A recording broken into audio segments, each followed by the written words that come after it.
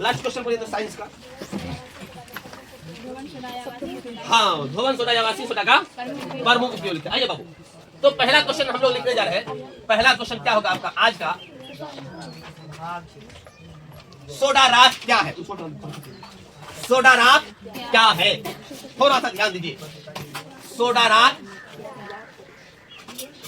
Soda राख क्या? थोड़ा सा ध्यान दीजिए। इसी में अगर कोई पूछ ले सोडा राख किसे कहते हैं, तो ये बात मत बोल दीजिएगा सर ये तो नहीं लिखाया गया है। क्या है ये तो लिखाया गया नहीं। सोडा राख क्या है या सोडा राख किसे कहते हैं, दोनों एक ही चीज। ठीक, एकदम सिस्टमेटिक आप देखते जाइए। सोडा राख क्या है? धोवन सोडा जानते हैं? धोवन सोडा जिसका सूत्र पता है क्या है? Na2CO3 into 10H2O, sodium carbonate decahydrate, sodium carbonate decahydrate, इसी को बोलते हैं धोवन सोडा। कौन सोडा? धोवन सोडा। धोवन सोडा को जब हम गर्म करते हैं, क्या करते हैं बबुआ? धोवन सोडा को जब हम गर्म करते हैं तो वह गर्म होकर के अपने रवा जल को खो देता है। रवा जल, उसके अंदर जो जल की मात्रा है, आइए पहले देख लेते हैं, आपको समीकरण को दिखाते हैं। धोवन सोडा क्या आता है? Na2CO3 इंटू 10H2O, ये आपका धोवन सोडा हो गया। क्या हो गया? धोवन सोडा हो गया। Na2CO3 इंटू 10H2O, ये आपका धोवन सोडा हो गया है। जब आप इसको गर्म कीजिएगा, हे बाबू, लाइफ में कभी भी कोई चीज को गर्म किया जाता है ना, उसके अंदर जो जल का मात्रा होगा वो खत्म होगा कि नहीं होगा? अरे यही कपड़ा है, भिजा देंगे, उसके बाद यही कपड़ा को फिर कहीं गर्म करेंगे, इस कपड़ा के अंदर जो पानी का मात्रा होगा वो खत्म होगा कि नहीं होगा? अरे हो जाएगा ना। तो जब इसको गर्म किया जाता है, हीट कीजिए, गर्म कीजिए, गर्म करने पर क्या बन जाता है कि ये तो उड़ जाएगा। अरे पानी की मात्रा उड़ेगा ही। कोई भी चीज को जब हम गर्म करेंगे, पानी वाष्पित होके, इवापोरेट होके निकल जाएगा, तो बन जाएगा sodium carbonate Na2CO3 plus H2O, बाहर निकल जाएगा। यह शुष्क रहेगा। शुष्क मतलब होता है सूखा। जब धोवन सोडा को गर्म किया जाता है तो वो अपने अंदर रवा जल को खो करके सोडियम कार्बोनेट, एक शुष्क सोडियम कार्बोनेट बना लेता है। यही शुष्क सोडियम कार्बोनेट को क्या कहेंगे? सोडा राख कहेंगे। ओहो, सोडा राख कहेंगे। क्या कहेंगे? हाँ, क्या देखेंगे बाबू? ध्यान दो बाबू। सोडा राख किसे कहते हैं? क्या बोलेंगे? या सोडा राख क्या है? धोवन सोडा को गर्म करने पर वह अपने अंदर से रवा जल को खो देता है, त्याग देता है, और शुष्क सोडियम कार्बोनेट बना लेता है। क्या बना लेता है? शुष्क सूखा सोडियम कार्बोनेट बना लेता है। यही शुष्क, यही सूखा सोडियम कार्बोनेट को क्या बोलेंगे मेरे सोना? सोडा राख बोलेंगे। क्या बोलेंगे? सोडा राख बोलेंगे। आइए उत्तर को देखते हैं। क्या बोलेंगे इसको? धोवन सोडा। क्या बोलेंगे? हाँ, धोवन सोडा को गर्म करने पर, धोवन सोडा को गर्म करने पर, कहां से डीजे का आवाज आ गया? धोवन सोडा को गर्म करने पर वह अपने रवा जल को त्याग कर शुष्क सोडियम कार्बोनेट बना लेता है। सोडियम कार्बोनेट बना लेता है, शुष्क सोडियम कार्बोनेट बना लेता है। ठीक है, यही सोडियम कार्बोनेट को,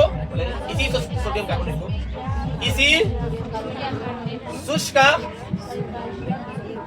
सोडियम कार्बोनेट को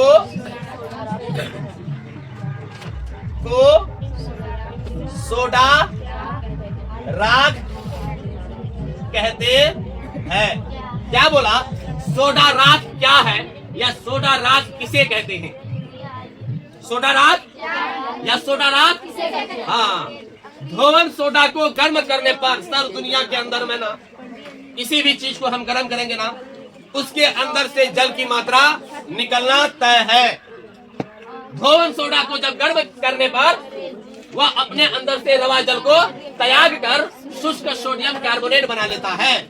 यही शुष्क सोडियम कार्बोनेट को, इसी शुष्क सोडियम कार्बोनेट को सोडा राख कहते हैं। आइए, धोवन सोडा Na2CO3 इंटू 10H2O को जब आप गर्म कीजिएगा, हीट कीजिएगा, आइए गर्म कीजिए, तब ये क्या होगा, अपने अंदर से जो रवा जल है सारे जल को निकाल करके शुष्क सोडियम कार्बोनेट बना लेगा Na2CO3। ये शुष्क सोडियम कार्बोनेट है, क्या है, हाँ, प्लस 10H2O आपका बाहर निकल जाएगा। क्या निकल जाएगा बाबू, बाहर। ये क्या है, शुष्क सोडियम कार्बोनेट यानी सोडा राख।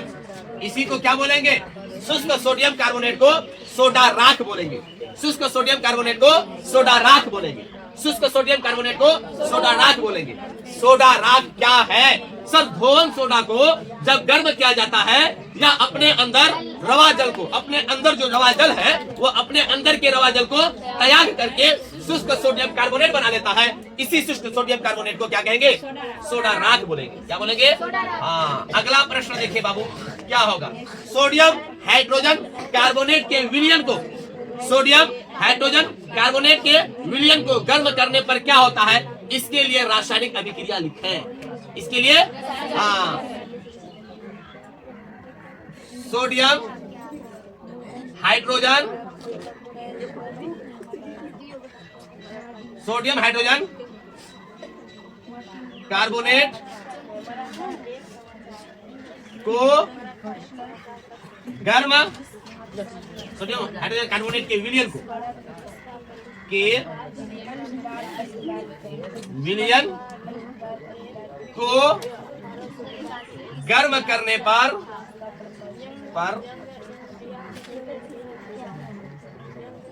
क्या बनता है, क्या बनता है, इसके लिए रासायनिक अभिक्रिया लिखें। रासायनिक अभिक्रिया लिखें। क्या लिखे बाबू, हाँ आ जाइए। क्या बोला, सोडियम हाइड्रोजन कार्बोनेट को, सोडियम हाइड्रोजन कार्बोनेट के विलयन को जब हम गर्म करेंगे तब क्या बनेगा। हे बाबू, आप पहले इधर देखिए कि सोडियम हाइड्रोजन कार्बोनेट क्या है, इसको गर्म करने पर क्या क्या बन सकता है। Sodium hydrogen Na2CO3, sorry sodium hydrogen carbonate NaHCO3, ये आपका हो गया सोडियम हाइड्रोजन कार्बोनेट। जब सोडियम हाइड्रोजन कार्बोनेट को गर्म कीजिएगा तब क्या बनेगा, तो आपका बनेगा sodium carbonate Na2CO3 plus H2O plus CO2। ये दो चीज बनेगा, जल बनेगा और कार्बन डाइऑक्साइड गैस बनेगा। सोडियम हाइड्रोजन कार्बोनेट के विलयन को जब आप गर्म कीजिएगा, सोडियम हाइड्रोजन कार्बोनेट के विलयन को जब आप गर्म कीजिएगा, सोडियम हाइड्रोजन कार्बोनेट के विलयन को जब आप गर्म कीजिएगा तो आपको जल मिलेगा और कार्बन डाइऑक्साइड गैस मिलेगा। इसके लिए रासायनिक अभिक्रिया भी लिखा है। पहले उत्तर देख लो बाबू, क्या बोलेंगे, सोडियम, क्या बोलेंगे बाबू, आप लोग आराम से आवाजें निकलती है। सोडियम हाइड्रोजन कार्बोनेट को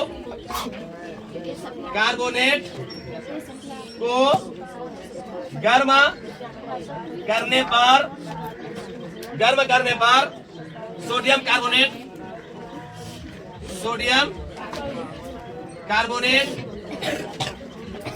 जल और CO2 गैस बनता है। क्या करता है बाबू, बनता है। क्या करता है, हाँ, सोडियम हाइड्रोजन कार्बोनेट के विलयन को, सोडियम हाइड्रोजन कार्बोनेट के विलयन को लिखिए बाबू, कार्बोनेट के विलयन को गर्म करने, विलयन को गर्म करेगा, ठीक है। सोडियम हाइड्रोजन कार्बोनेट के विलयन को जब गर्म किया जाता है तो सोडियम कार्बोनेट जल और CO2 गैस मुक्त होता है। आइए समीकरण ले लीजिए, सोडियम हाइड्रोजन कार्बोनेट के विलयन को जब आप गर्म कीजिएगा, क्या कीजिएगा, गर्म कीजिएगा, क्या बनेगा आपका, sodium carbonate Na2CO3 plus H2O plus CO2, ये बनेगा। इसके लिए रासायनिक समीकरण लिखने के लिए कहा, रासायनिक अभिक्रिया का जो समीकरण लिखने के लिए कहा था वो हमने लिख लिया। अब इसके बाद जो अगला क्वेश्चन आपका होगा बाबू कि दही या खट्टा पदार्थ को पीतल या तांबे के बर्तन में नहीं रखना चाहिए। क्या बोलेंगे? पीतल एवं तांबे के बर्तन में दही एवं खट्टे पदार्थ को नहीं रखना चाहिए। क्यों? पीतल एवं तांबे के बर्तन में दही एवं खट्टे पदार्थ को नहीं रखना चाहिए। क्यों? थोड़ा सा ध्यान दें, क्यों नहीं रखना चाहिए? अगर कोई काम को कोई रोक रहा है कि इस काम को नहीं करना है तो भैया क्यों नहीं करना है, इस चीज को देखिए। क्या बोलेंगे? अगला प्रश्न, पीतल एवं तांबे के बर्तन में दही एवं खट्टे पदार्थ को नहीं रखना चाहिए।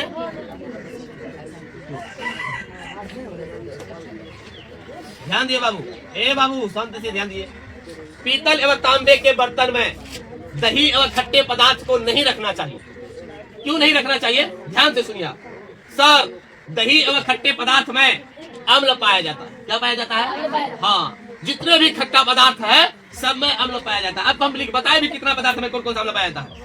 दही में आपका लैक्टिक अम्ल, नींबू में आपका सैटिक अम्ल, संतरा में आपका सैटिक अम्ल, तेतल में यानी इमली में आपका टार्टेरिक अम्ल, सेब में आपका मौलिक अम्ल, पेशाब में यूरिक अम्ल, खून में बल्कि नहीं लिखा है, ब्लड तो अम्ल भी होता है, उदासीन में भी होता है, और भी क्या, वसा में स्टारिक अम्ल। तो अलग अलग पदार्थ, सिरका में स्कॉर्बिक होगा, टमाटर में अफ्जलिक होगा। तो अलग अलग पदार्थ में अलग अलग प्रकार के अम्ल पाए जाते हैं। उसी प्रकार से दही एवं खट्टे पदार्थ में अम्ल पाए जाते हैं। जितने भी खट्टे पदार्थ हैं, सारे खट्टे पदार्थ में अम्ल पाए जाते हैं। दही एवं खट्टे पदार्थ में अम्ल पाए जाते हैं। तो अम्ल पीतल एवं तांबे के बर्तन से अभिक्रिया करके लवण एवं हाइड्रोजन गैस बनाता है। क्या बनाता है? जिससे दही एवं खट्टे पदार्थ खराब हो जाता है और खाने के लायक नहीं, नालायक बन जाता है। इसीलिए दही एवं खट्टे पदार्थ को पीतल एवं तांबे के बर्तन में नहीं रखना चाहिए। क्यों नहीं रखना चाहिए? सर, दही एवं खट्टे पदार्थ में अम्ल पाए जाते हैं। अम्ल पीतल एवं तांबे से अभिक्रिया करके लवण एवं हाइड्रोजन गैस बना लेता है, जिससे दही एवं खट्टे पदार्थ खराब हो जाता है और खाने लायक नहीं रहता। दही एवं खट्टे पदार्थ खराब हो जाता है और खाने लायक नहीं होता। यही कारण है कि दही एवं खट्टे पदार्थ को तांबे और पीतल के बर्तन में नहीं रखना चाहिए। आइए, क्या बोलेंगे? दही एवं खट्टे पदार्थ मैं, बहुत अच्छी बात है, बता रहा था मैं, हाँ, अम्ल पाया जाता है। हाँ, यही अम्ल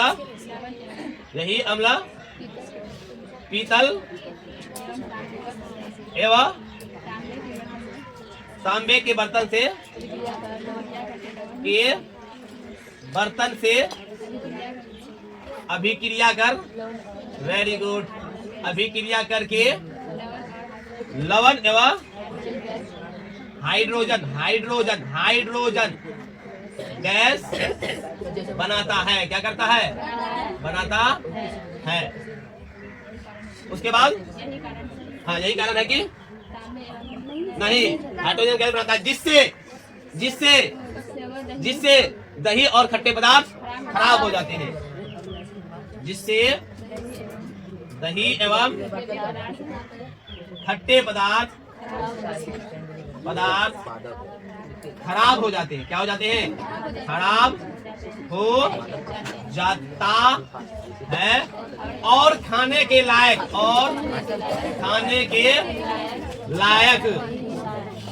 नहीं होता। यही कारण है कि दही एवं खट्टे पदार्थ को पीतल एवं तांबे के बर्तन में नहीं रखना चाहिए। यही कारण है कि दही एवं खट्टे पदार्थ को पीतल एवं तांबे के बर्तन में